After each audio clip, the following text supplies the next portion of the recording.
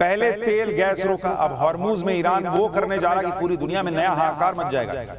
Unlimited cease fire के बाद पैर पटकते ट्रंप का नया कांड। उधर पाकिस्तान में पब्लिक मुनीर को क्यों कोस रही है? ट्रंप ईरान की तनातनी के चक्कर में युद्ध के बाद भारत में 25-30 रुपए महंगा हो जाएगा क्या पेट्रोल? इसका सच क्या है? पिंक मिसाइल के बाद ईरान की ब्लू मिसाइल, मिड टर्म चुनाव के चक्कर में फंसे ट्रंप की हालत और खराब होने वाली है क्या? अब इसका चर्चा। गल्फ में स्ट्रेट ऑफ हॉर्मूज पर दोहरी नाकेबंदी से दुनिया भर के देशों की टेंशन बढ़ी हुई। लंदन में कल 30 देशों की बैठक इसी मुद्दे को लेकर हो रही है कि आखिर हॉर्मूज को खुलवाना कैसे है बॉस। क्योंकि आप देखिए, ईरान की मर्जी के बिना हॉर्मूज से एक भी शिप पार नहीं जा पा रही। हॉर्मूज के बाहर अमेरिका नाकेबंदी करके बैठा है। कभी अमेरिका जहाजों पर कब्जा कर रहा है, कभी ईरान करता है। आज तो ईरान एक शिप पर कब्जे का वीडियो भी जारी कर चुका है, वो भी आपको दिखाऊंगा। इधर अमेरिका ने हॉर्मूज की नाकेबंदी और टाइट कर दी। ट्रंप ने एक और न्यूक्लियर वॉरशिप ईरान की तरफ रवाना कर दिया है। मतलब एक तरफ अनलिमिटेड टाइम का सीज फायर चल रहा है, दूसरी तरफ ईरान की घेराबंदी चल रही है। ईरान अलग उधर जो है वो अपने पैर फैला रहा है। ट्रंप और ईरान करना क्या चाहते हैं, दुनिया को समझ में नहीं आ रहा। इधर ईरान ने हॉर्मूज के समंदर में बिछी इंटरनेट केबल को काटने की धमकी दे दी है। अगर ईरान ने ऐसा कर दिया बॉस, तो सभी खाड़ी देशों का डिजिटल कनेक्शन दुनिया भर से कट जाएगा। तब क्या होगा? मतलब जो हाहाकार ईरान की मिसाइल से खाड़ी देशों में मचा था, वो इंटरनेट केबल काटने के मुकाबले कुछ नहीं था। अगर ये इंटरनेट का केबल कट गया तो आप समझिए कि बहुत बड़ा कांड हो जाएगा। इसके क्या क्या नतीजे होंगे बताऊंगा आज आपको। ईरान अपनी हरी मिसाइलों का रंग बदलकर नीला क्यों कर रहा है? क्या ब्लू कलर से एयर डिफेंस ब्रीच का कोई कनेक्शन है? जो ट्रंप ईरान का रिजीम चेंज करने निकले थे, ईरान के जिस निर्वासित क्राउन प्रिंस रजा पहलवी को सत्ता थमाने वाले थे, उस रजा पहलवी पर कहां हमला हो गया, आज आपको यह भी दिखाऊंगा। जंग ईरान अमेरिका के बीच है और लॉकडाउन पाकिस्तान में लगा हुआ है। पाकिस्तान में ऐसा क्या हो रहा है कि पब्लिक मुनीर शहबाज को भर भर के कोस रही है? अमेरिका ईरान के बीच जो मारकाट थमी हुई है फिलहाल के लिए, वो कब शुरू हो जाएगी कोई नहीं जानता, क्योंकि ट्रंप की बातों का भरोसा किसी को नहीं है।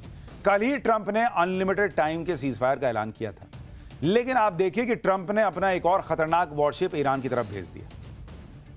इसलिए सवाल यह है कि क्या ट्रंप सीजफायर के बहाने जंगी तैयारी के लिए टाइम जो है वो बाई कर रहे हैं, मतलब समय काट रहे हैं।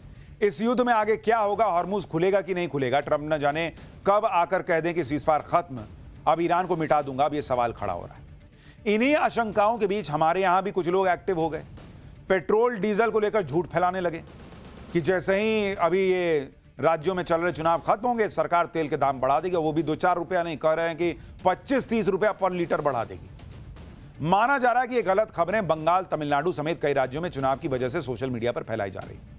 लेकिन पेट्रोलियम मंत्रालय ने पेट्रोल और डीजल की कीमतों में बढ़ोतरी से जुड़ी खबरों को फर्जी और भ्रामक बताया। पेट्रोलियम मंत्रालय ने साफ किया कि सरकार के पास ऐसा कोई प्रस्ताव अभी विचाराधीन ही नहीं है कि चुनाव के बाद तेल के दाम बढ़ाने हैं। मंत्रालय की तरफ से यह भी कहा गया कि इस तरह की खबरें नागरिकों को भय और दहशत फैलाने के उद्देश्य से फैलाई जा रही हैं और पूरी तरह शरारतपूर्ण और भ्रामक है। यानी 25-30 रुपया पर लीटर तो छोड़िए, तेल की कीमतें बढ़ाने का कोई प्रस्ताव ही अभी चर्चा में नहीं है, सरकार कह रही। तेल के दाम बढ़ने वाली खबरों में दम इसलिए भी नहीं है क्योंकि हॉर्मुज स्ट्रेट में भले ही ईरान तेल के जहाजों को निकलने नहीं दे रहा, लेकिन जो जहाज भारत के लिए तेल लेकर आ रहे हैं उन्हें ईरान आने दे रहा है। बुधवार को ही देश गरिमा नाम का एक भारतीय जहाज हॉर्मुज स्ट्रेट को पार करके मुंबई पहुंचा है। इस जहाज को भारतीय नौसेना ने एस्कॉर्ट किया।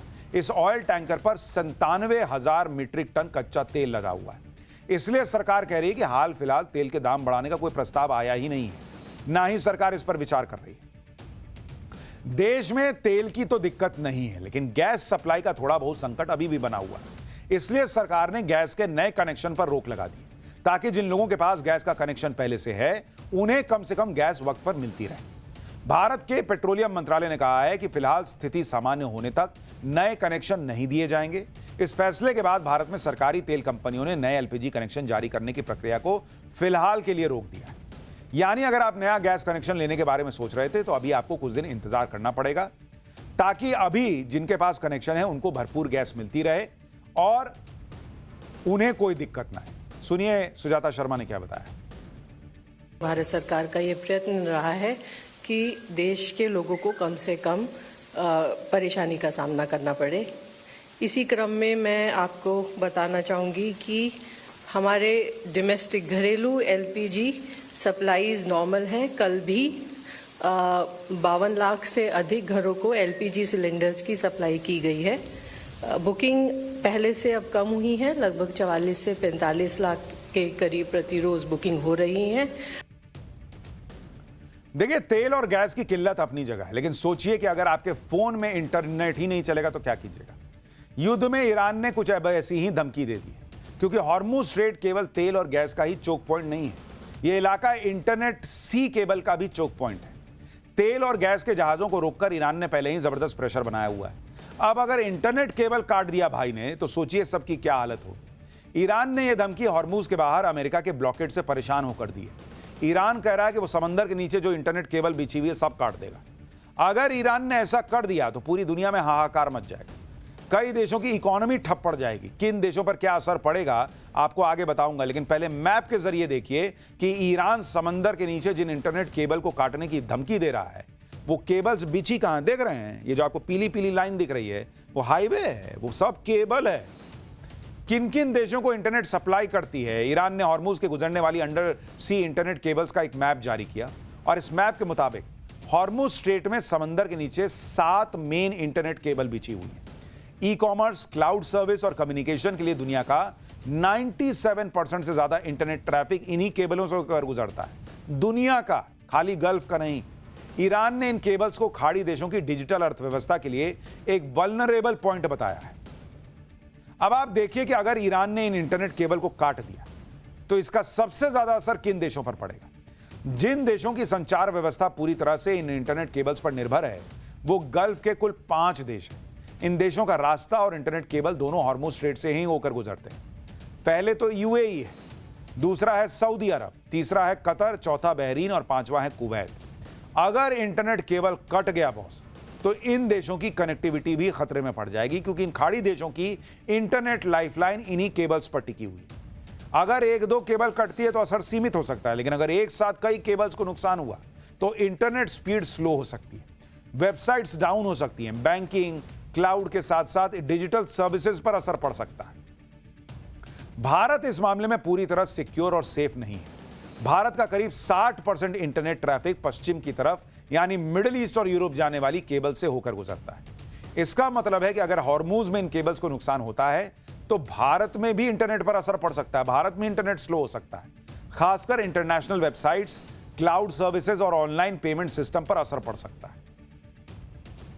हॉर्मुज के पास ईरान कुछ भी कर सकता है, क्योंकि हॉर्मुज पूरी तरह से ईरान के कंट्रोल में है और वहां परिंदा भी पर नहीं मार सकता। यह बात ईरान ने युद्ध के इतने दिनों में साबित करके दिखा दी है। आप देखिए कि कल ही ईरान ने यह भी दिखा दिया कि कोई जहाज उसकी परमिशन के बिना हॉर्मुज से जाता है तो उस जहाज के साथ ईरान क्या कर सकता है। कल हॉर्मुज के आसपास ईरान ने जिस कंटेनर शिप पर फायरिंग के बाद कब्जा किया था, उस शिप पर कब्जे का वीडियो ईरान की सेना IRGC ने जारी किया है। वीडियो में दिखाया जा रहा है कि कुछ ईरानी सैनिक एक स्पीड बोट में बैठकर कंटेनर शिप के पास जाते हैं। इसके बाद मास्क लगाए ईरानी सैनिक धड़ाधड़ सीढ़ी चढ़कर MSC फ्रांसेस्का नाम की शिप पर चढ़ जाते हैं। देख रहे हैं, फिल्मी सीन लग रहा है कि स्पीड बोट पे गया, ऊपर चढ़ गया। सभी सैनिकों के हाथों में राइफल है। IRGC के ये नकाबपोश कमांडो तलाशी लेते हुए इंजन रूम में घुस जाते हैं, दिखते हैं, फिर आगे सैनिकों को जहाज के ऊपरी डेक पर चढ़ते हुए दिखाया जाता है। बताया जा रहा है कि MSC फ्रांसेस्का ईरानी सैनिकों ने उस वक्त इस पर गोलीबारी की जब वो ईरान के समुद्री तट से करीब 6 मील दूर था। यह शिप भारत आ रहा था। इसके अलावा कल ईरानी सैनिकों ने एक और शिप पर फायरिंग की थी। उस जहाज पर भी भारतीय क्रू सवार थे। आज विदेश मंत्रालय की तरफ से इस घटना के बारे में क्या बताया गया है वो भी सुनिए। So just to say that, in these 2 ships which were fired, they are foreign owned. There are some Indian nationals on them, on board these ships. They are safe. As far as our ships are concerned in the Persian Gulf, we continue to remain in close conversation with Iranian authorities so that they can safely exit Persian Gulf and reach India. Iran ने जहाजों पर कब्जा करके Trump को challenge दिया है, क्योंकि Trump कह रहे हैं कि अमेरिका ने हॉर्मुज के जवाब में ईरान की जो नाकेबंदी की है उससे ईरान को हर दिन $500 मिलियन का नुकसान हो रहा है। लेकिन ईरान तो ट्रंप के दावे को हवा में उड़ा रहा है और कह रहा है कि हॉर्मुज से तो उसे जबरदस्त कमाई हो रही है, वो भी बिना तेल बेचे।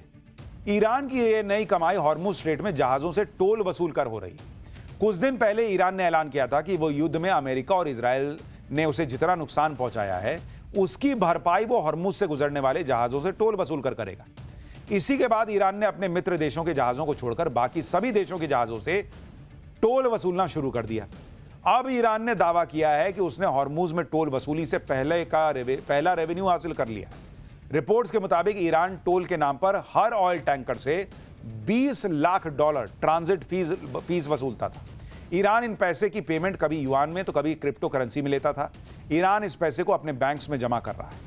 यानी ट्रंप ईरान को नुकसान पहुंचाने की जितनी कोशिश कर रहे हैं, ईरान उस नुकसान की भरपाई उस रास्ते से निकलने वाले तेल के टैंकर से कर ले रहा है। यानी यहां भी ट्रंप की चाल नहीं चली। इधर ईरान पर दबाव बढ़ाने के लिए अमेरिका ने हॉर्मुज के बाहर नाकेबंदी और कड़ी कर दी। अमेरिकी नेवी के कई जहाज पहले से ईरान के पास समंदर में एंकर डाले हुए हैं। अब ट्रंप ने एक और वॉरशिप को ईरान की तरफ रवाना किया।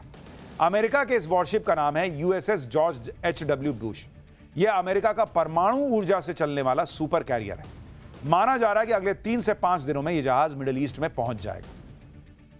ईरान से भिड़कर ट्रंप हर दिन अपनी बेइज्जती करा रहा है।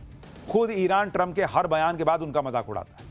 कल ट्रंप ने जब सीजफायर बढ़ाने का ऐलान किया तो ईरानी मीडिया में ट्रंप का खूब मजाक उड़ाया गया और इसकी खींच मिटाने के लिए ट्रंप अब भारत और चीन जैसे देशों पर उल्टे सीधे बयान देकर लोगों को ध्यान डाइवर्ट कर रहे हैं। लेकिन यहां भी ट्रंप की फजीहत हो। ट्रंप ने जन्मजात नागरिकता पर एक लेटर शेयर किया जिसमें भारत के लिए नर्क शब्द का इस्तेमाल किया। इसमें लिखा है कि यहां पैदा होते ही बच्चा तुरंत नागरिक बन जाता है और फिर वे चीन, भारत या दुनिया के किसी और नर्क जैसी जगह से अपने पूरे परिवार को यहां बुला लेता है। यह देखने के लिए आपको बहुत दूर जाने की जरूरत नहीं है।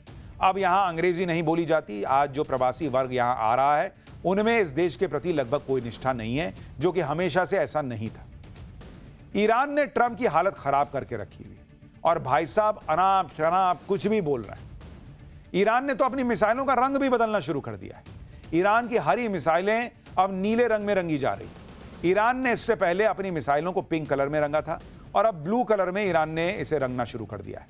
ईरान कह रहा है कि पिंक मिसाइलें ईरान की बेटियों को समर्पित थी, ब्लू कलर की मिसाइलें ईरान के लड़कों को समर्पित हैं।